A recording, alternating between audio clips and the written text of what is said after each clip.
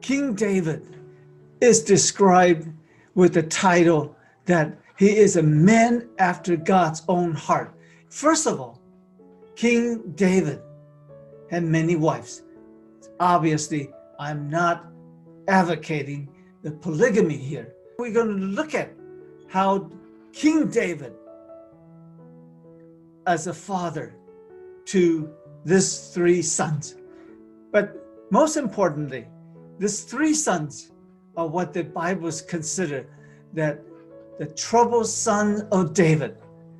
And most of us, are familiar that David's 8th wife, and this I will not go any further but what I'm going to share with you is, although David has many wives, but this wife, Bathsheba, he stole it from somebody else, and he also committed murder. And that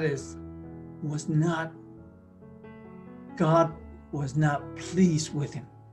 And then God has sent Nathan, the prophet Nathan, to him. David had thought that nobody would know, that he would arrange it in such a way that the Bathsheba's husband will be killed by the enemy. However, and then he would marry this quote-unquote widows. But then the sins that commit in the dark or in secret always revealed. Nathan came to him and said, King, I want to tell you something, that there was this family, a very poor family. I had a son who had this little baby, little sheep, that he loves it so much, but he had a neighbor who is very rich and he had many sheep. However, when his guests came, he came over and he stole the sheep from the neighbor's little poor boy. And Bible says, as Nathan was telling King David says, King David burned with anger against that man and says to Nathan, as surely as the Lord lives, the man who did this must die. He must pay for the lamb 4 times. 1, 2, 4, 5. 4 times. Because he did such a thing and he had no pity. And you know, Nathan says, my Lord, that person is David was truly men after God's own heart. He knew his sin and he repented. However, God did forgive him. And through Nathan, he told him, I forgive you.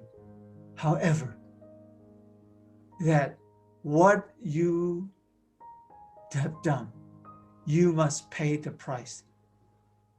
And also, trouble will come to your own house and your own son, those who are close to you, would sleep with your wives and your woman, just the same way that you have slept with someone else's wife.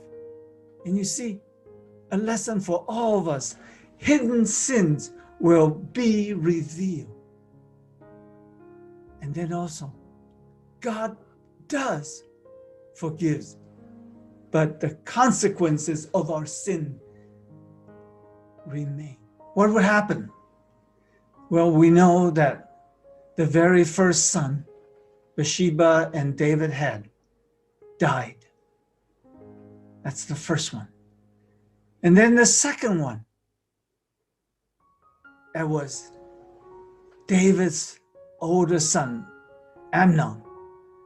Amnon did horrible things. Bible says that he saw that his half-sister, Absalom's own sisters, was very pretty. And he schemed.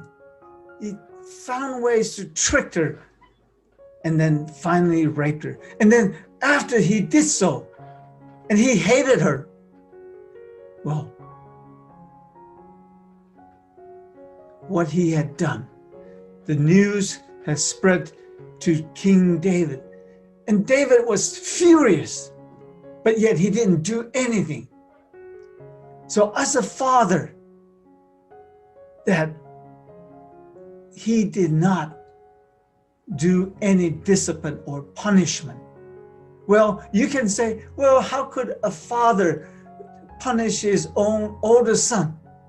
Well, first of all, he may have lacked the moral authority, or maybe he didn't Absalom, Tamar's own brother, full brother, and he was mad, and then he started having hatred, and then therefore, then he also, in 2 years later, he killed.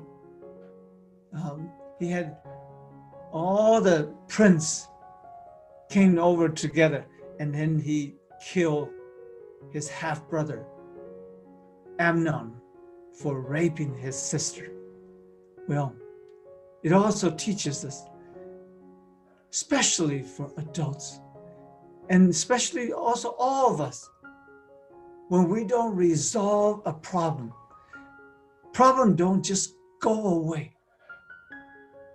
It builds hatred, and the relationship sours, and then it gets worse and worse. The worst of all, delay of justice breeds hatred. And so we see the second son of David died. And then we also see that Absalom, after he killed his own brother, he took the vengeance into his own hand, and he died because he rebelled. And then the story is very sad. David loved his sons. However, he never expressed anything to this little fatherly love. And then when finally Absalom was killed by David's men, and when the news came to him, David, he says what? The king was shaken. He went up to his room over the gateway and wept and wept. And as he went, he said, my son Absalom, my son Absalom, if I had only died instead of you, O Absalom, my son and my son. And the Bible records that he cried and he called out Absalom's name 8 times. Well, David did have love for his son. However, he never expressed it. He was always very bad or very poor in communicating his feeling. David has also another son. And as the number 1, number 2, number 3 sons who are in line for the kingdom, to be the king. Adonijah, he was very stupid. He said, he figured that, oh, all right, then it is my turn to be king. The Bible described that Adonijah went around, and then he even, he got himself an advisor and his own organized his army. And he says, I am now going to be the king. Well, he was certainly very foolish before his father's own death. He knew, yes, David was dying, but you don't do that. And you know why?